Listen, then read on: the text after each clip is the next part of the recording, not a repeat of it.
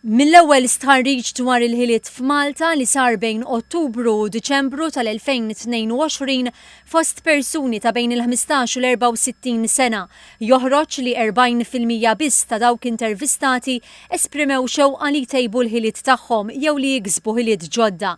Il-ħaddiema b'livell akademiku baxx kienu fost dawk li ma jħossux li għandhom ikomplu bit-taħriġ.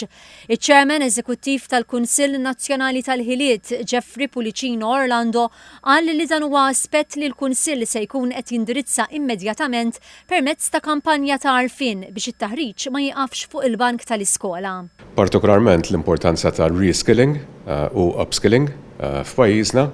Jidher li importanti li nkomplu ningaġġaw kemm l-employers u kemm l-impjegati infushom u iktar japprezzaw l-importanza li kollok element ta' lifelong learning iktar fi żminijiet tal-lum. Mill-istħarriġ joħroġ li 80% ta' dawk intervistati jħossuhom komdi bil-ħiliet diġitali bażiċi. Joħroġ ukoll li 96% jħossuhom aktar tajbin li jitħattu bl-Ingliż, 90% bil-Malti u 62% bit-Taljan. L-aktar ħiliet li jispikkaw fost il-ħaddiema f'Malta u Għawdex jinkludu l-użu tal-kompjuter, ħiliet relatati mal-assistenza u l-kura, il-komunikazzjoni u l-kreattività. Joħroġ li hemm distak fil-ħiliet teknoloġiċi li huma aktar b'saħħithom fost iż-żgħażagħ.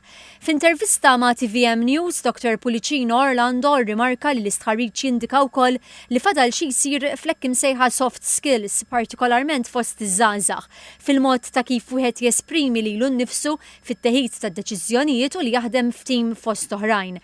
Dr. Pulicino Orlando qal li dan l-istħarriġ huwa għodda importanti għal Kunsill Nazzjonali tal-Ħiliet li flimkien mal-OECD qed jaħdem fuq l-ewwel strateġija dwar il-ħiliet għal Malta li se tiġi varata is-sena d-dieħla. Aħna qed naħdmu wkoll fuq National Careers Guidance Network u allura once again inti tkun tista' tiggwida ruħek skont ir-riżultati ta' dan is-survey accordingly għal relevanza partikolarment fuq skala nazzjonali.